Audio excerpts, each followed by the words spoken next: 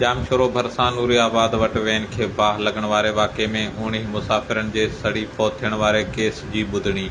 Van मालिक जी ज़मानत रद्द थियण बाद मालिक अदालती अहाते मां फरार। जामशोरो भरिसां नूरियाबाद वटि वैन खे बाहि लॻण जे नतीजे में 19 मुसाफ़िरनि जे सड़ी फौत थियण वारे केस जी जामशोरो जे अदालत में ॿुधणी थी।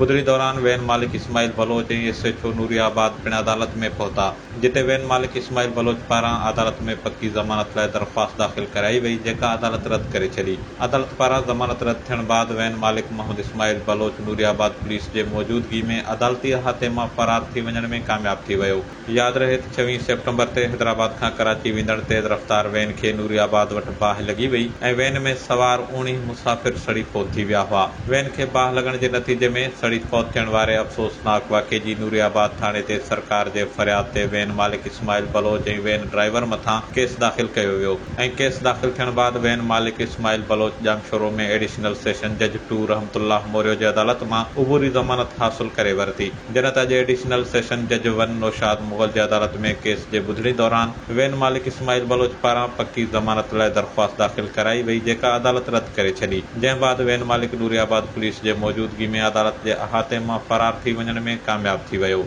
अज़ीम Barejo, Kawish digital media reporting team, Jamshoro.